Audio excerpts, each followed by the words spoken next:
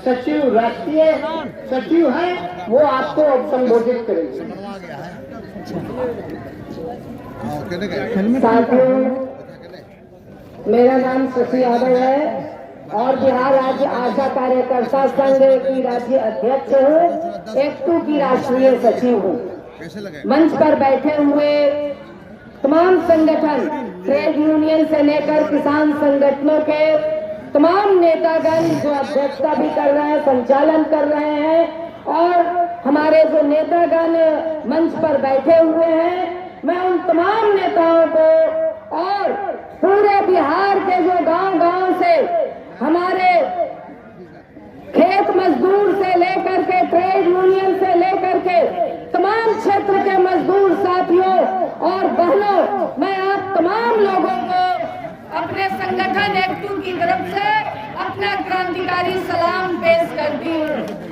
साथियों, आज देश के तमाम राजधानियों में ये महापड़ाव का कार्यक्रम चल रहा है और ये 3 दिन का महापड़ाव का कार्यक्रम है और तमाम मजदूर, किसान, सब लोग आज केंद्र सरकार के खिलाफ 3 दिन तक सड़कों पर रहेंगे।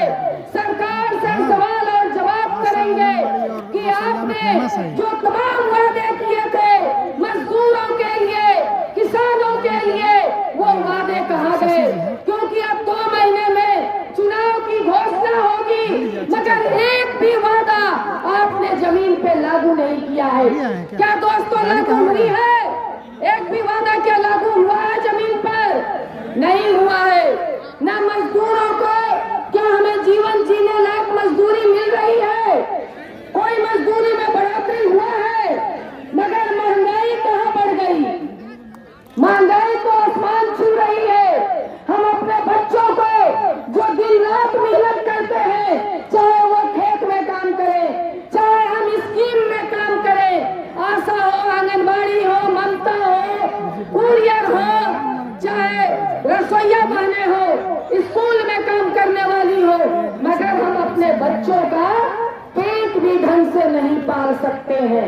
उनको अपने तन पर, अपने बच्चों के तन पे अच्छे कपड़े नहीं दे सकते हैं।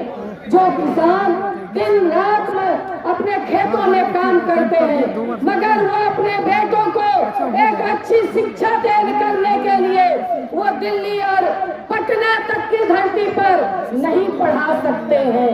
क्या ये संभव है? नहीं है।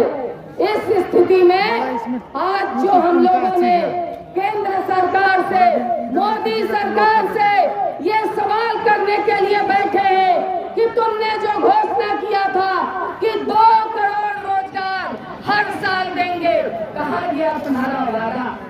अगर तुम अपने वादे को कायम नहीं करते हो, अब क्या तुम रोजगार दोगे?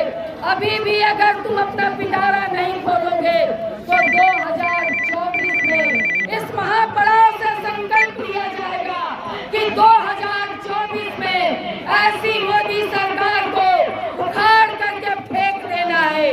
क्या ये सब लोग संकल्प लेंगे ना? दोनों हाथ उठाकर संकल्प लीजिए कि हम साथियों 24 में मोदी को उखाड़ करके फेंकना है। इस बात का संकल्प हम लोगों को लेना है, क्योंकि ये मजदूर विरोधी है, ये महिला विरोधी है, ये किसान विरोधी है, और सबसे बड़ी बात तो ये है कि ये हमारे नौजवानों के भी विरोधी है। हमारे नौजवानों के पेट पे लात मार रहे हैं, वो रोजगार नहीं दे रहे हैं, शिक्षा इतनी महंगी कर दिए हैं कि हम अपने बच्चों को पढ़ा नहीं पा रहे हैं, और सिर्फ एक राजनीति इनकी चल रही है, हिंदू और मुस्लिम का। हर बात बस इस बात को ले आएंगे कि तुम मजदूरी मत मांगो, लीजिएगा चुनाव आते आते इस तरह की राजनीति को ये मजबूती से जमीन पर लाएंगे। कहा जा रहे हैं इस बार के चुनाव में ये हम नहीं होने देंगे।